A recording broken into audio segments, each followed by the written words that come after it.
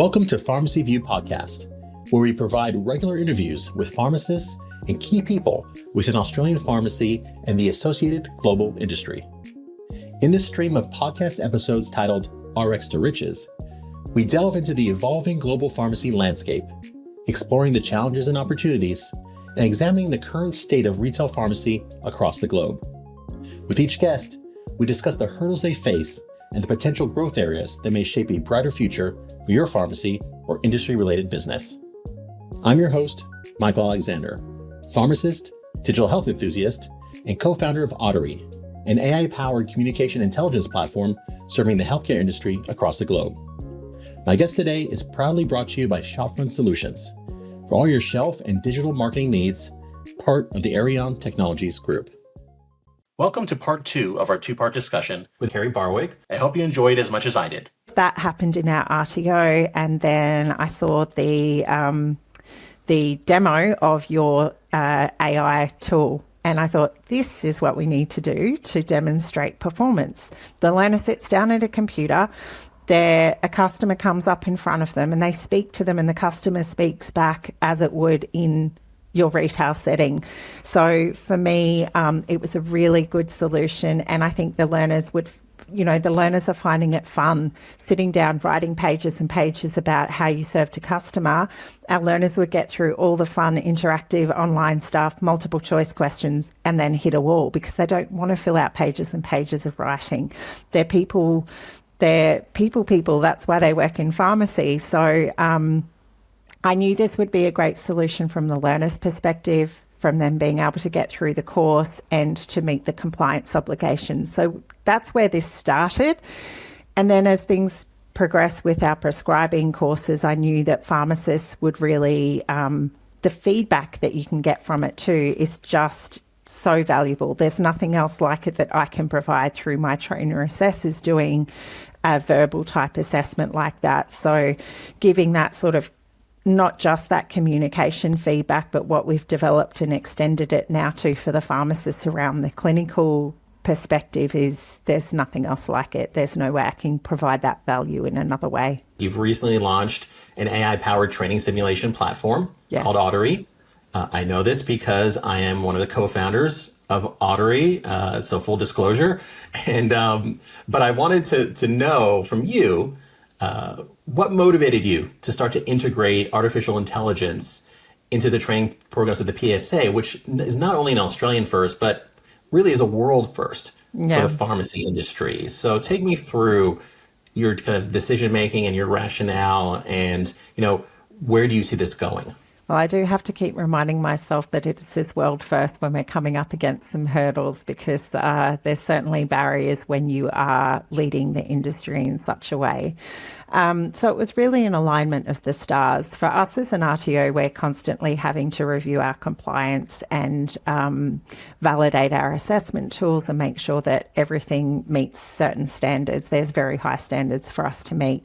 And in our community pharmacy training program, so Certificate 3 Community Pharmacy, it's quite hard to gather what's called performance evidence. So there's 2 types of evidence that we need to meet the evidence requirements for: knowledge and performance. Knowledge evidence, really easy. Multiple choice questions, short answer questions. Do you know this? Do you know what a dry cough is? Yes, it is, a tickle in the throat, whatever. But to assess performance, can you serve a customer and ask the right questions and provide the right advice within your scope, and know when to refer to the pharmacist and what sort of things need to be referred to the pharmacist, and to assess that as performance and gather evidence of that performance is really quite difficult. So gold standard, if we lived in a magical fairy world, would be that I stand as the assessor and watch you and observe you do that. So I stand in your pharmacy and make sure I've seen you serve someone with a cough and cold, and someone with a headache, and someone who wants to quit smoking, and someone who wants to take vitamins. And There's, I think, a range of about 80, off the top of my head, different patients I would need to observe. So I'd probably be standing with you for about a year. We'd be very good friends, and we'd also both be in a lot of trouble around privacy because I'm observing you serving people in your pharmacy, and I would probably come across some confidential and private information, and the customers would feel like I'm really creepy. So that's not really a workable option. So currently, or what we had been doing up until we launched this, was to try to get the pharmacy assistants to describe to us when they had served a customer. So we were collecting that performance evidence as written evidence of, tell us about when you served this customer with a cough. And they would have to collect that evidence and get their supervisor to sign off and say that they'd seen it. Feedback had come back that that was not necessarily the most reliable form of performance evidence, and we had to try and improve on that. Another option that we thought of was a phone call where we did a simulation. So as the assessor, I would ring and say, right, pretend I'm the customer. Hi, can I have something for a cough? Phone calls like that, and I have done them in a previous life. The learner gets very nervous. They're very awkward. It is not at all like a situation where you're serving a customer. So all of that happened in our RTO, and then I saw the demo of your AI tool, and I thought, this is what we need to do to demonstrate performance. The learner sits down at a computer, a customer comes up in front of them, and they speak to them, and the customer speaks back as it would in your retail setting. So for me, it was a really good solution, and I think the learners are finding it fun, sitting down, writing pages and pages about how you served a customer. Our learners would get through all the fun, interactive online stuff, multiple choice questions, and then hit a wall because they don't want to fill out pages and pages of writing. They're people. That's why they work in pharmacy. So I knew this would be a great solution from the learner's perspective, from them being able to get through the course and to meet the compliance obligations. So that's where this started. And then as things progress with our prescribing courses, I knew that pharmacists would really, the feedback that you can get from it too is just so valuable. There's nothing else like it that I can provide through my trainer assessors doing a verbal type assessment like that. So giving that sort of not just that communication feedback, but what we've developed and extended it now to for the pharmacists around the clinical perspective is there's nothing else like it. There's no way I can provide that value in another way. Well, I mean, I obviously agree, and it warms my heart to hear you say it. Much as I would like to see you creep around dispensaries every day for years on end, probably not the best use of your time, considering everything else that you have going on.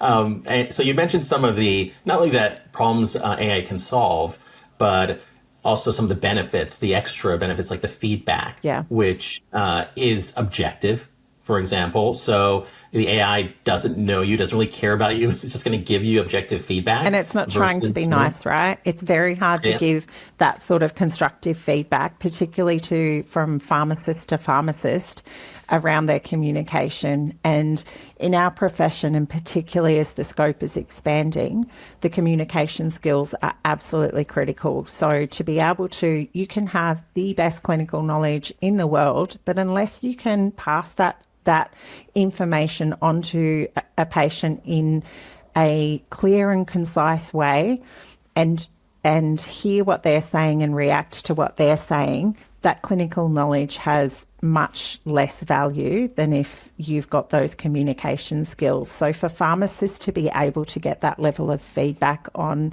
how they are counselling a patient and the level of empathy and the level of commitment that they're getting from somebody. So I think of it from purely a professional development perspective, and it's got so much value. But if I'm thinking of it with my business hat on, and you want pharmacists you build in the full range of helping a patient. So if it's a pharmacy assistant helping someone with cough and cold, that it gives them feedback that, hang on, you didn't recommend something they mentioned they had a sore throat, you could have you could have given them a lozenge, or you didn't really offer them this lifestyle advice. And those additional values that you're giving that patient, that's what we've got as value as a pharmacist and as a pharmacy business. So making them feel like they've come out with a full service interaction, someone's cared about them, listened to them and given that advice, is so valuable from a business perspective. So I think our partners in the banner groups are really going to see value in this as well. Yeah, like you said before, happy customers are return customers. Yeah. And, and it's not only a matter of what's good for the business, but being able to communicate effectively, to ask the right questions, to deliver the information in a way that is most, able to be absorbed by the patient, so they understand in action what you want them to do, other than just saying, yeah, okay, and then walking out and not doing anything, and it doesn't help anybody. All those are kind of those fringe benefits of that communication training. It's the old chestnut is not what you say, is how you say it. And that actually holds true. One thing, one piece of research I like to point to, and this has been demonstrated over and over again, is that they looked at doctors, for example, and looked at doctors who got sued, and which doctors were more likely to get sued than others. And it really had little to do with their clinical skill set. So doctors with high clinical skill sets were getting sued more than those with slightly lower skill sets. What really was a determining factor was the way they communicated to patients and the empathy they showed and the way they empowered patients to take control of their own health. And if doctors did that, they were less likely to get sued, which really means less likely to have upset patients and patients with bad outcomes. Yeah. And you can see that over and over again in health professions across the whole spectrum. And it's so vitally important. It is something that we just don't pay attention to as quote unquote scientists, because we think the science is enough. I know my stuff. Yeah, that should be enough. But it's not. And I think there'll be a really happy side product of this, almost like an accidental byproduct, will be the professional satisfaction that you get from improving those skills. So if people start actually listening to you and responding to you, so I think we've all got that element of, we have so much knowledge to pass on that it can become frustrating when they're not listening and they're ignoring what you're saying. So if we can improve the way we deliver that message and we're feeling heard and respected for the advice we're giving, you have a much better professional satisfaction in doing that job.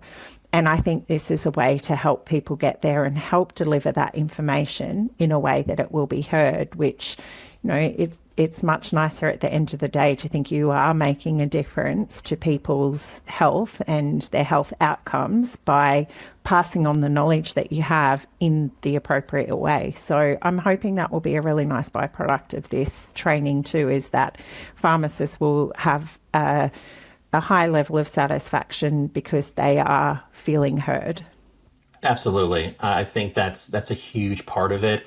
I think another part as well, and it incorporates some of what you said about feeling heard, and that, feeling even confident in your ability to help patients, is the consistency of training. And especially for intern pharmacists, we were both intern pharmacists back in the day.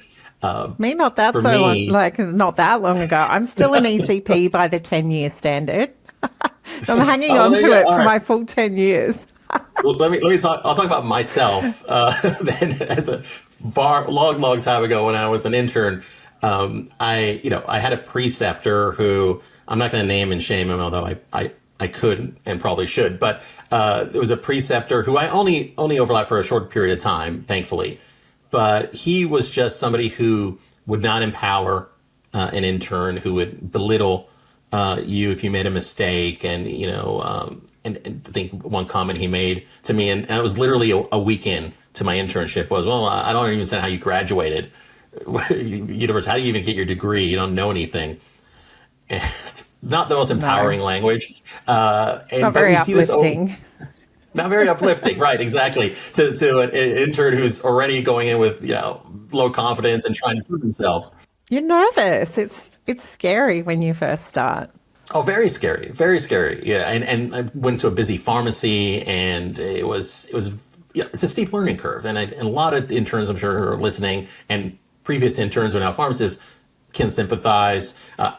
Thankfully, after that, he left. Things got a lot better. Really enjoyed my internship, but it did get me thinking about that consistency of training. That some interns have a wonderful experience, great preceptor, empowering, teaches them, about the industry. Others, frankly, do not.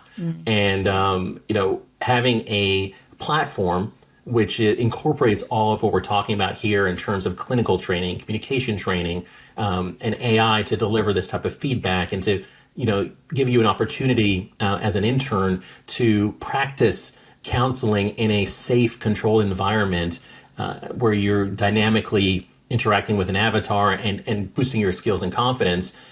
That can be rolled out across the country, and it's the same everywhere. And I think that's a huge benefit to this type of training. Yeah, you touch on something really important, that while the PSA provide preceptor training at CPD accredited, it's not compulsory for preceptors to have any skills in training, mentoring, or anything. And it makes it even more difficult that they're not paid for having an intern or for that teaching role. So it makes sense that there's not a high level of motivation to undergo any extra training yourself. But it does mean that, unfortunately, we do have interns who are with preceptors who don't have the skills to guide them through that year, to help them be the best pharmacists at the end of that year. So I know we've got our intern training program, and that gives you some really important tools to help with that. There's some of the entrustable activities and case-based discussion scenarios and things, but it really still very much heavily relies on who you're there with day in, day out to help give you that feedback and help you become better, when some of them are maybe not even doing it that well themselves, particularly the counselling side of things. So, they might really be able to check and make sure that you're not making errors, dispensing errors, but that's only half of our job. The most important part of our job is really that connection with the patient and that communication side of things. So, yeah, it's I think it will be beneficial for interns. Are going to love it. Yeah, definitely. I knew that right from the beginning. I mean, the first case use we had was for pharmacy assistants out of necessity for our RTO perspective, but my most exciting launch will be the prescribing and when pharmacists and interns start using this, because I know how much they'll value the feedback that they're given. Some of it might be a little bit hard to hear. Like, I failed my first one, but that's okay. I hadn't done the training, so I want to start by saying I hadn't done the training and just jumped in and tried the simulation and the scenario. So I might do the training, and I'm sure I'll pass with flying colours. I'm sure it'll be great. I mean, but one thing we noticed, we spoke about before, was the feedback you get is subjective, so people don't take it personally. That's right. The AI just says, look, here's how you did. And we found over and over again in our testing with interns and pharmacists, early and late career pharmacists, is that they just kind of, even if they did bad, they just say, okay, well, yeah. Hey, it's an objective feedback. I must have been bad. And I can improve. Yeah. And the information given shows you exactly why that you were assessed in that way. So you can't really argue with them. Like, yeah, I didn't ask if you ABC background, or I did forget to ask allergies, or whatever that is. It lays it out very clearly, so you can't really argue with the feedback. So yes, right. And this is where I think an AI powered platform really can be superior to even face to face, where if you're in an OSCE and you think you've done well, and all of a sudden you haven't, and you don't understand why. Yeah. And it might be that the assessor just didn't like something you said, or the tone that you said. Yeah. You said it in, and but you don't know. You just don't know. And I've been, I still have very clear memory of doing my oral exam, pharmacy board oral exam. So I have a memory of doing that, and my OSCEs at uni. Your nerves are so high, it's really hard to actually remember accurately did I say that? Did I ask that? It's really quite difficult to accurately remember what happened. You look back and it's a bit of a whirlwind. But I've also been a judge for our Pharmacy Student of the Year competition. And I've been the patient. So I've been in every seat in the real life, like real person situation, and none of them are easy. So with being the patient in an OSCE or in the PSODI competition, because I did 5 or 6 in a row, I'd forgotten what I'd said to the last. I'm like, did I tell the last person this or did I tell this person this? Because you're repeating it so frequently, it's actually quite hard to be the patient and answer consistently throughout.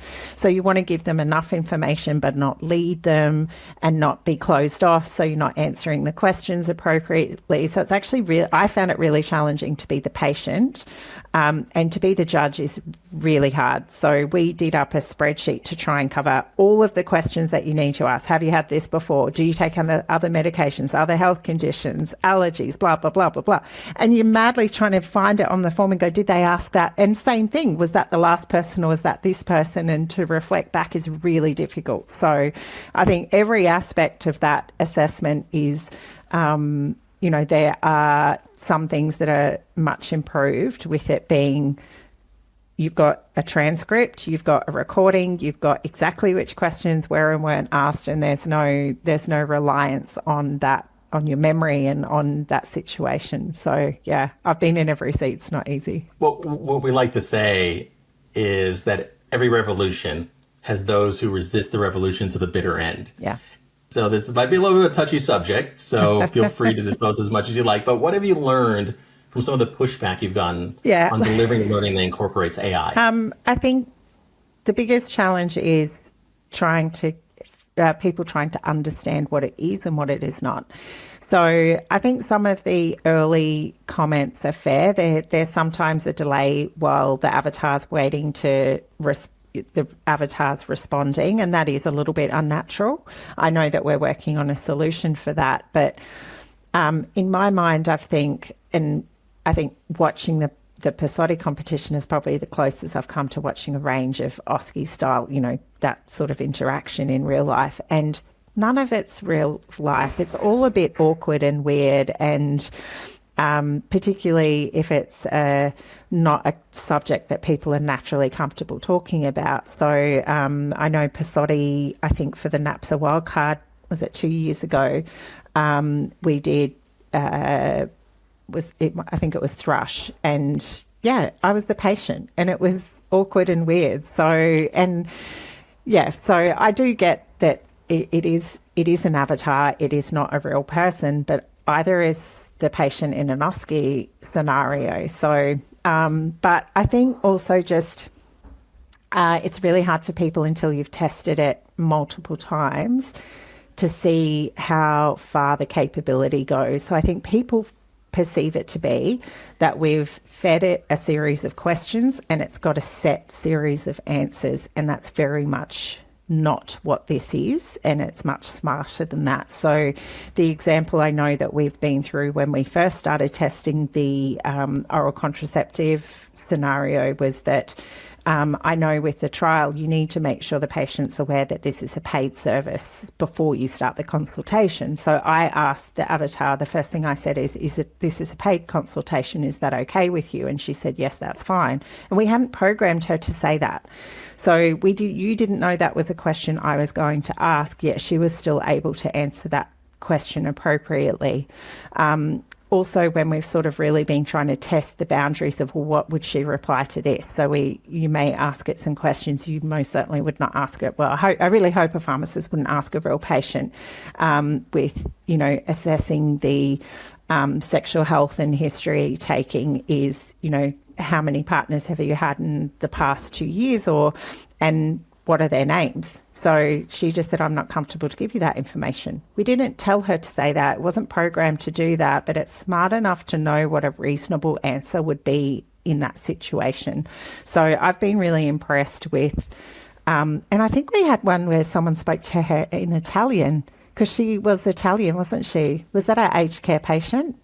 The aged care patient, that's right. And she answered in Italian because she knows she's Italian, so she would answer. So I've been really impressed with some of the, if you run through a perfect scenario, of course it's going to perform well, but where we've gone outside those boundaries and that you can ask it in multiple ways. So for the pharmacy assistants and the cough example, it understands if you say phlegmy cough, chesty cough, productive cough, it understands however you describe it. And we haven't had to put all that in. It just, it's magic. I mean, I think you guys probably know a bit more how it all works. I'm just like, it's magic, it knows. We'll go with magic. Yeah, sure. It's the magic in the box. But you're absolutely right about the lack of understanding. I know somebody asked me just recently about, what can you give me a list of all the replies this avatar will give? And I said, no, I can't, because it's literally infinite. It's just, it can reply basically to anything in any way imaginable. So the fact that it's not pre-programmed, I think, is hard for people to grasp and understand that it is actually a dynamic conversation as if you're speaking to a real person. Yeah. And I found that when I was the patient in Pizzotti as well, some of the pharmacists would ask questions with it that were a little bit different to the questions, and it wasn't on my patient card. But you have to answer. You can't just... So I'm trying to answer in a way that wasn't going to lead them to a particular diagnosis or lead them down, the wrong pathway. So you're giving a fairly bland answer. And it happened, they told us that would happen in our oral exam too. If you ask something that's totally off path, they'll say that's not relevant to this case, or I'm not concerned about that. So I feel as though it does quite well in that situation as well, to not give too much information, because obviously if it's AI, it could search anything. It could give you an exact medical definition, right? But it doesn't do that. So I've been quite impressed with how it responds. So being at the forefront, being a trailblazer in this space, what advice would you give to other organizations considering implementing AI-powered training solutions? Be realistic about the timeframes. These things take time. But I think my advice would also be, don't underestimate the value and what it can do. So if you don't know much about it, I think you'll be very surprised at the capabilities. Awesome. Well, that's about it. I only have one last question for you. I know the PSA conference is coming up in August. So and this podcast will drop right before the conference. So can you tell us a little bit about what we can expect? So we've got 3 days of conference and sessions, which is very exciting. So it starts on the 2nd of August on the Friday. We always start with the opening plenary and some panel sessions. Obviously, things are changing very quickly with that content, and I will not get into the vaping conversation because we'll be going for another hour. But obviously, any of the most current policy topics will be addressed Friday morning. We have Health Minister, we have Opposition Health Minister, so Assistant Health Minister, so lots of hearing directly from those policymakers and the politicians, and lots of really, really engaging and informative education sessions. So our theme this year is Pathways to Progress, because the industry is progressing really quickly, and we think PSA is the perfect partner for you to take you on that journey and along that pathway to make sure your skills are at the level where they need to be to meet the emerging needs of patients and demands on pharmacists. So, and all the socials, all the usual socials, ECP party, gala dinner.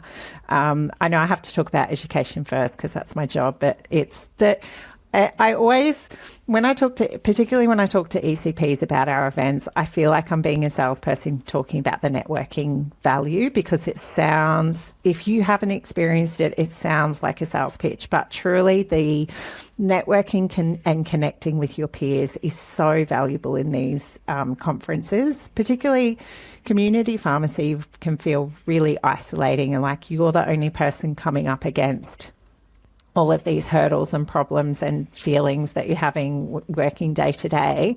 And to get out of that environment for a couple of days with the top people, the top of your profession, it is so re-inspiring and reinvigorating, and you go back to work and think, right, now I remember why I'm doing what I'm doing, and I can keep doing it for another year till next conference. So yeah, it's really valuable just to step away from your day-to-day, because it is a really demanding job, and spend that time on yourself to not only update your education, but also make those connections and feel inspired to be a pharmacist again, because it's a really great profession. Well, I'm sold. You'll be there.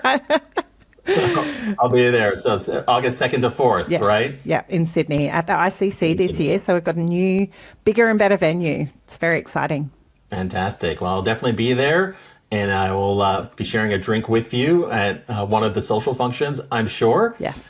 But until then, Kerri, thank you so much for joining me today. Thank you. That was part 2 of my 2-part podcast with Kerri Barwick. I hope you enjoyed it as much as I did. See you next time. Thanks for joining us today on the Pharmacy View podcast.